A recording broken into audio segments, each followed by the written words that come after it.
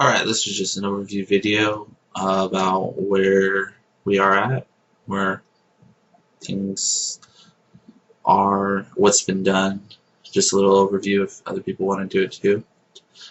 This is the Microsoft Azure portal. It's the dashboard after you sign up. I have it through my student email, so I got a 12-month free trial. First thing you need to do to create a website is create a resource group. So I just named it my resource group, and then in my resource group you need to create a app service. So you do that by going to app services and then just add. I added a Node.JS server. That is not the one.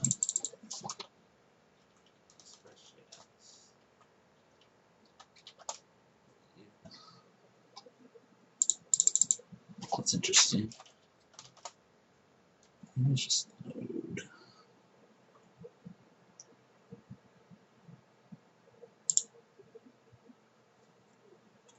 I'll have to find the exact one where it was.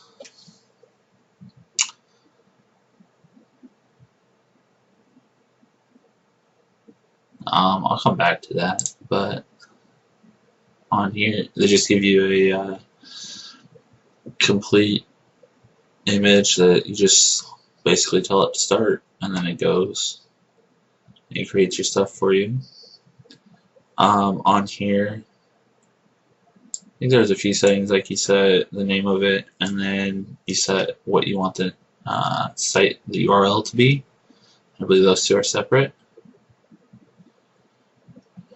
So then, easiest way I found was to just do this. And if you don't set up anything,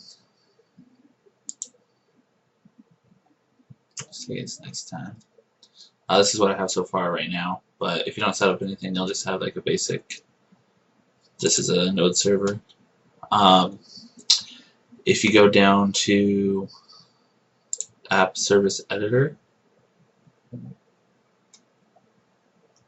and go, this takes you to the root, and this is where you can use get to bring in our repository.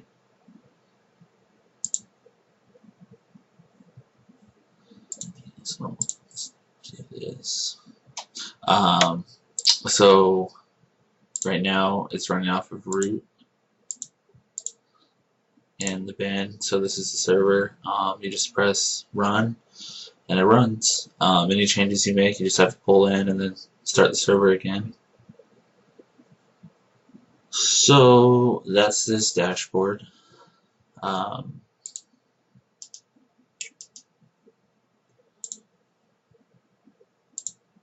going to switch to VS Code for the explanation of the server.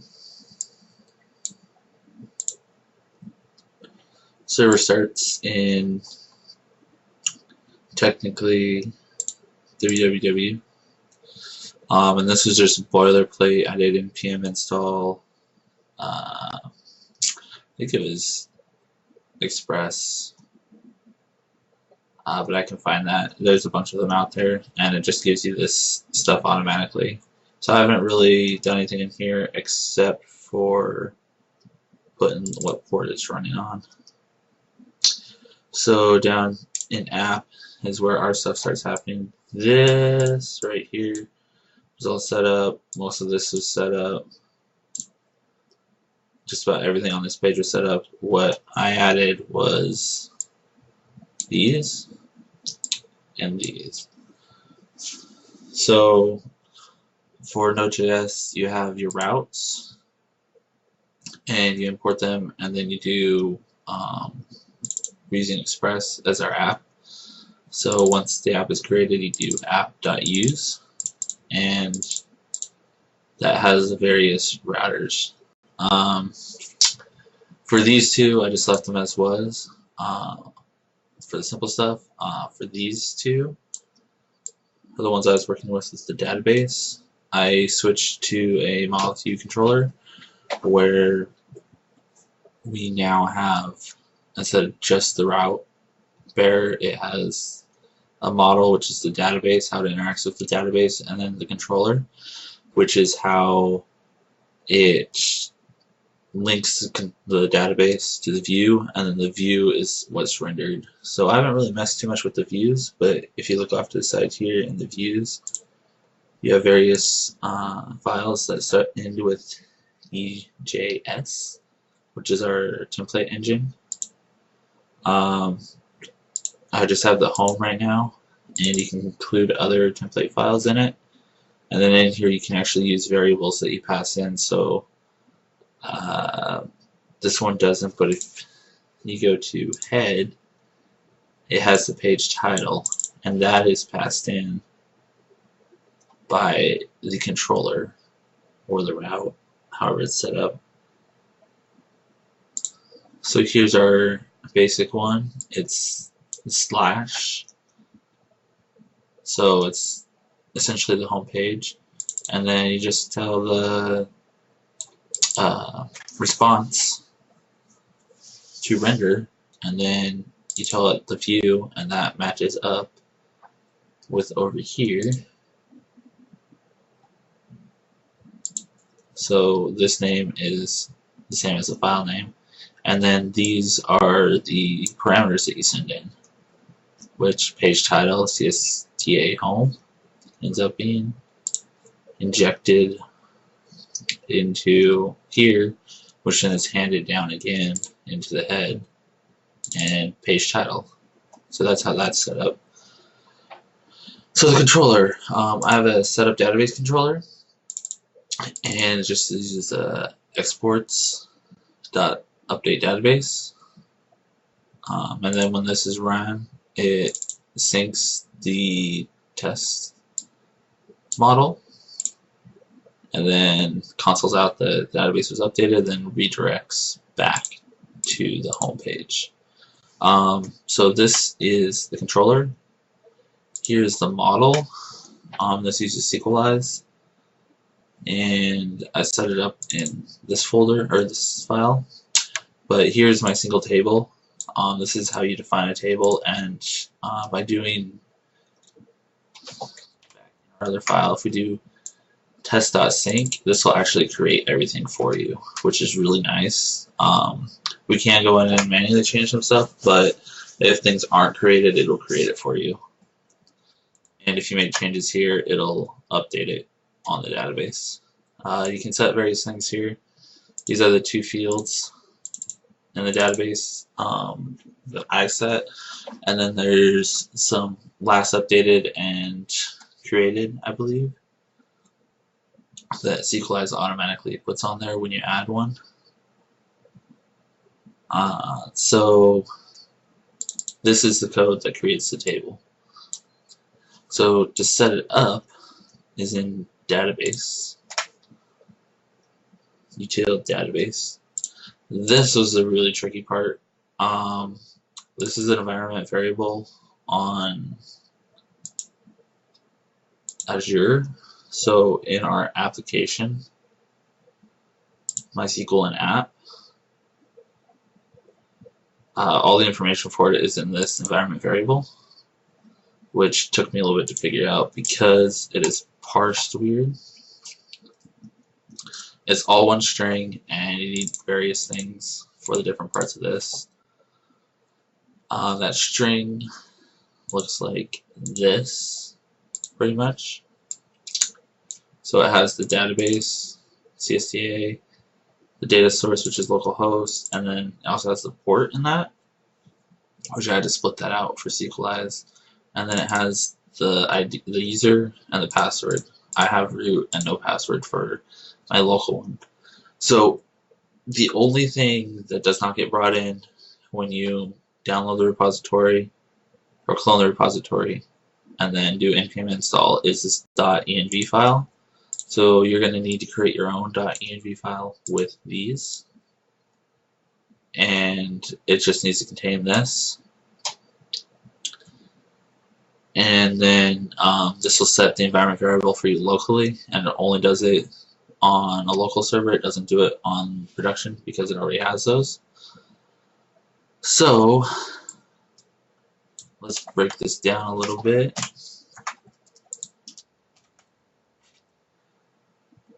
This splits it by each one of these.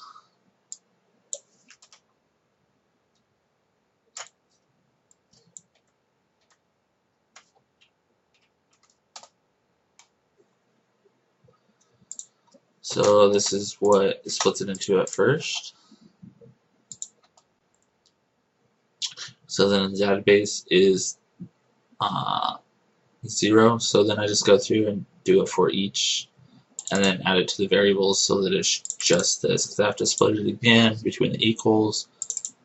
So then I have variables that just has the end variables on each one of these. So I didn't use the database. That's hard coded because we're always going to use CSTA.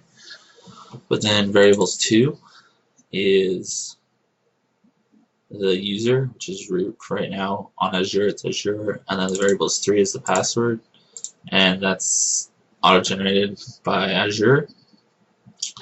So that'll just be automatically set up.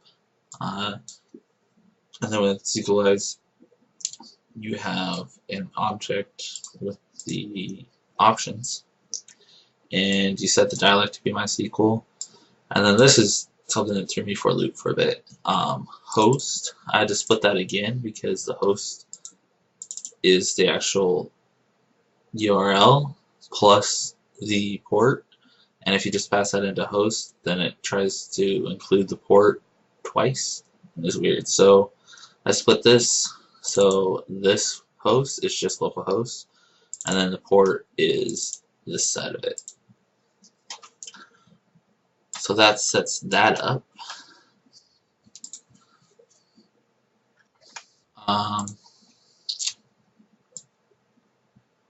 So then go back here to our controllers, setup database. This just syncs, and these are promises, so you just do dot sync, then it returns a promise, so you can do a dot then on it. So this is async, so that it doesn't just run through it. This dot then could take a millisecond to come back, or it could take 5 seconds, or it could take 5 minutes. But once it comes back to the response, it does this code. And if this sync returns an error, it'll catch it here and console log the error. So setup database, sync here. For my route, setup database, I import express router.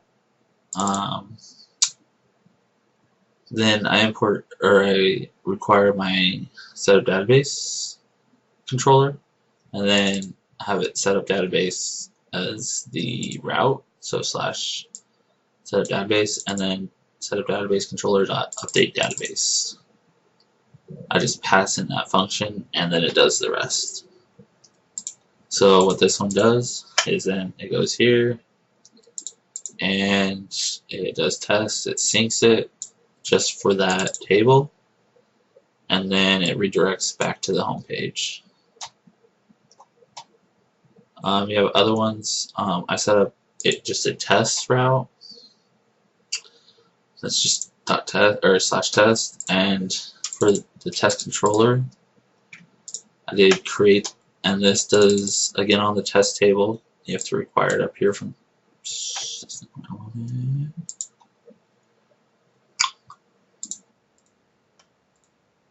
You have to set it the model. So this is the model. So I want to create, and then the only thing I have, the ID is automatically created.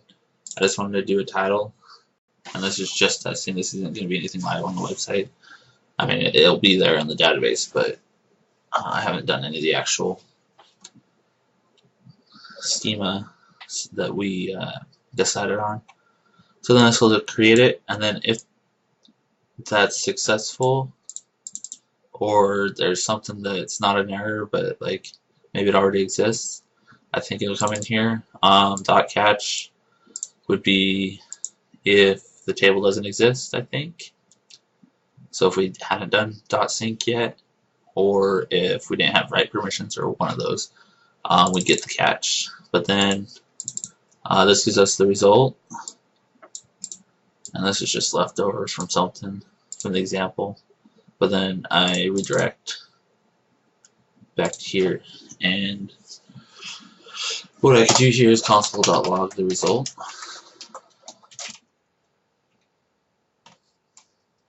Save that.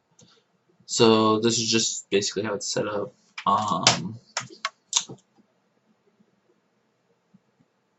There is a script that I run, npm run script, and the script is start local, and in VS Code you can get to this by pressing Control Shift P or Command Shift P if it's on Mac. You need the npm extension to do it, which you can get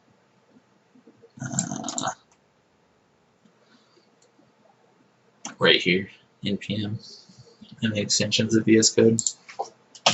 Control Shift P, run script, start local. Excuse me. And then down here you can see that it did it for me automatically. So here's the server. It is set up and it is running on port 3000. So if we go to, let's do this one. Oops, 3000. This is my local server running. We're going to go to, and then you can see, actually,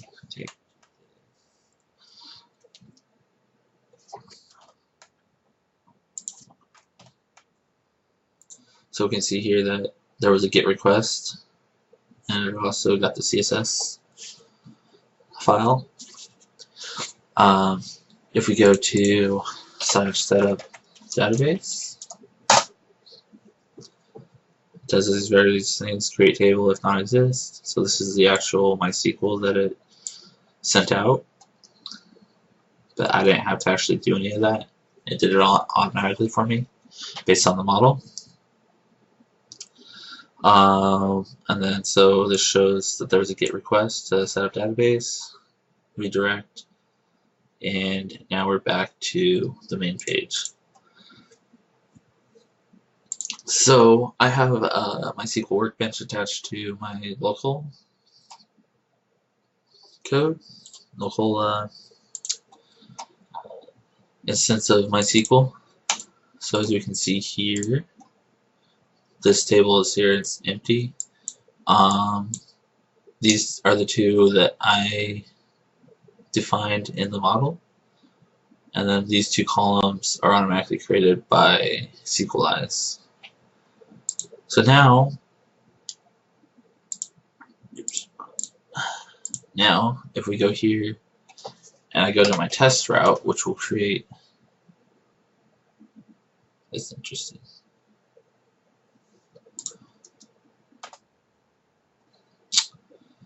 Cool. It automatically fetches it. So here's the object. The result right here contains all of SQLize. So we'd have to define it down a little bit more, but we can see that it was successful at doing these, and then it redirected back to main. And then if we go here, we should see that it added the one that I wanted, which is really just a silly entry, but it tested it out right here. That was all I needed to do for it to add. Let's see, is there anything else? So environment variable, this needs to be created. It's not part of Git. I have it ignored because we don't want it on the production server. So maybe a little bit more about views. So here I have the end and the top.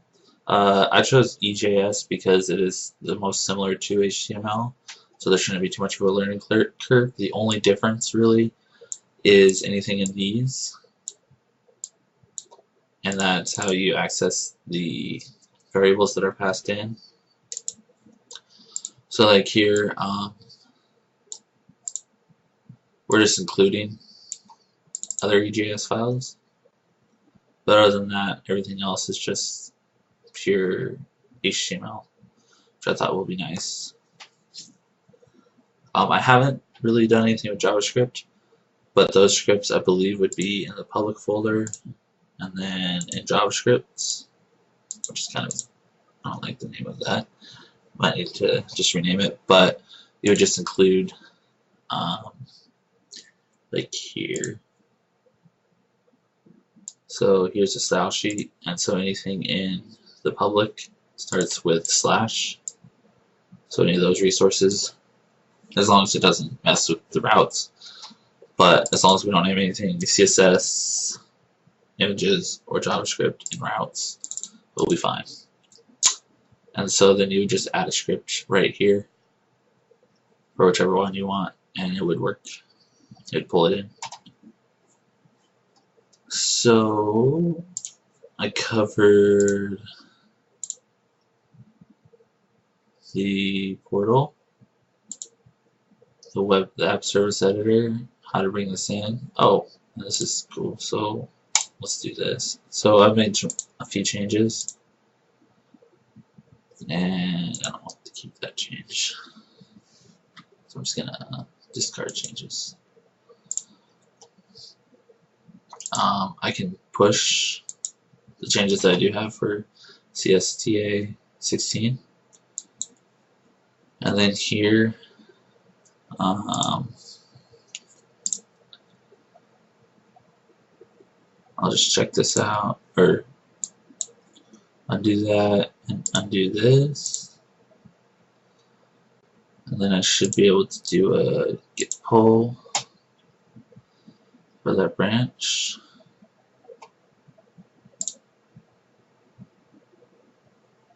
And then just to be safe, let's do an npm install.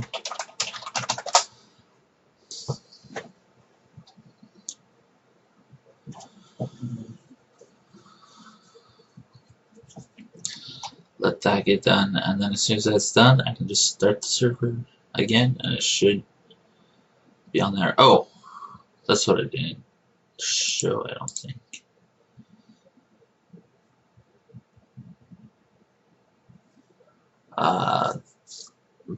Accessing, yeah, I didn't show that. In my PHP or PHP MyAdmin is on Azure. That's cool.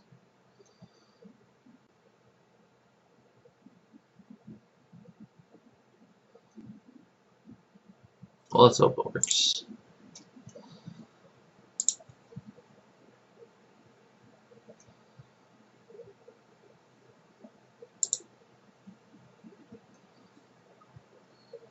Yeah, it's working. Alright, so let's go to setup database.